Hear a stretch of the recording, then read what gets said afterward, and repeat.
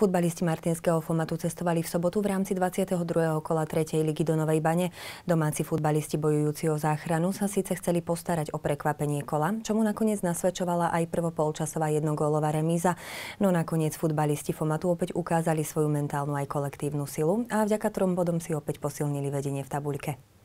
Úvod zápasu síce patril domácim hráčom, ktorí hneď od začiatku ukazovali svoj hlad po góle, no Fomat podržal skvelo chytajúci Feriančík. Krátko na to sa predviedli hostia, keď v 10. minúte po dobrej kombinačnej hre do pokutového územia vnikol Djungel, ktorého domáci zastavili len za cenu faulu. Nasledovala teda 11, ktorú už po tretí raz v jarnej časti premenil Tomka. Od tohto momentu mali herne navrch zverenci Jozefa Šina, ale len do 30. minúty, kedy recept na Feriančíka našiel Širaň a zápas sa dostal na začiatok. Fomatiaci si síce v prvej časti ešte vypracovali niekoľko streleckých príležitostí, no za chrbát domáceho Beníka to nepadlo. Martinčania si to ale vynahradili v druhej časti, do ktorej zaznamenali excelentný vstup. Už v 46. minúte zužitkoval Djungelovú prihrávku Ďanovským, ktorý vrátil vedenie na stranu hostí.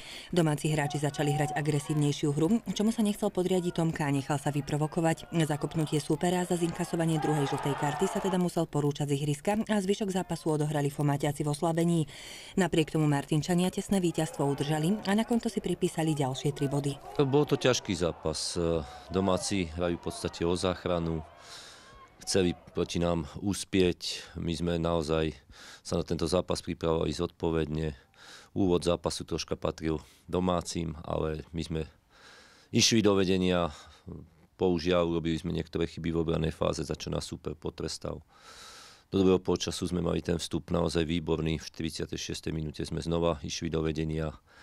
Zápas ovplyvnilo z našej strany vylúčenie Ľuba Tomku po druhej žltej karte, ale mužstvo sa zomklo. Dobre sme zavreli našu obrannú líniu a vychádzali do rýchlych protiútokov a mužstvo ukázalo veľký charakter, srdce a všetko to, čo k tomu patrí a odišli sme odtiaľ s 3 bodmi, ktoré sú veľmi dôležité. Ja som si čítala váš komentár a bolo tam spomenuté, teda pokiaľ sa nemýlim, že tá Nová Baňa je akoby zakliatá, lebo opäť ste tam hrali teda v tom oslabení. Tak asi áno, ja som to povedal, pretože hrali sme tam pred rokom. Tiež sme prišli tedy konkrétne o brankára Pavla Pronaja. Dnes to bol Ľubo Tomka. Neuniesol troška provokácie zo strany domácich hráčov. Je to už skúsený futbalista. Mal by to dokázať udržať si tie nervy na úzde. Nepodarilo sa. Tak asi z tohoto pohľadu je to zakliaté, keď so superom, ktorým sa stretnete dvakrát a vždy u nich hráte o jedného hráča menej, ale my sme už vedeli, čo nás tam čaká, ako poviem to troška ináč, že sme si vyskúšali to pred rokom, vtedy sme to nedotiahli do úspešného konca a dnes sme išli jednoznačne za 3 bodmi. Po 22. kole si tak Martinčania opäť upevnili vedúce postavenie v tabuľke, kde kráľujú so ziskom 58 bodov. Druhé miesto patrí Námestovu so 44 bodmi, a za ktorým tretí Liptovský Hrádok, najbližší super Fomatu, zaostáva len o skóre. Stretávame sa s takými ohlasmi, možno od niektorých fanúšikov niekto sem tam povie, že málo gólov dávajú tí Fomatiaci. Čím to je? My sme v podstate dali v každom zápase gól. Samozrejme, už nie sú to tie výsledky z jesene, kedy sme vyhrávali 4-0 a 5-0. Vyhrávame o gól. Ja to poviem otvorene, takú rozprávkovú jeseň, ako sme mali na jeseni, sa veľmi ťažko zopakuje.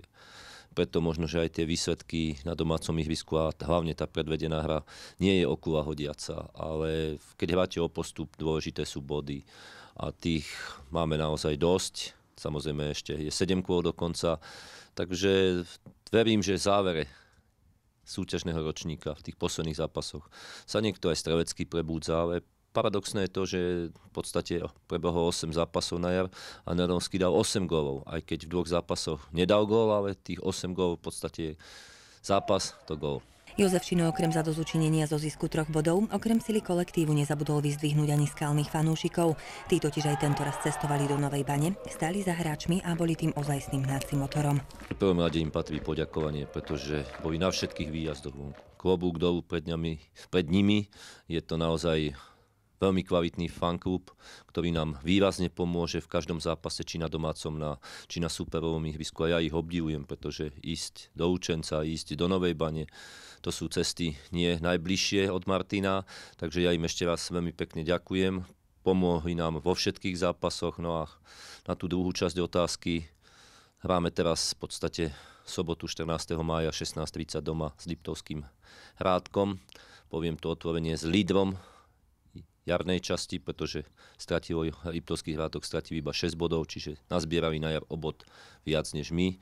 Takže pozývam všetkých fanúšikov a samozrejme fans klub, myslím si, že určite nás príde povzbudiť.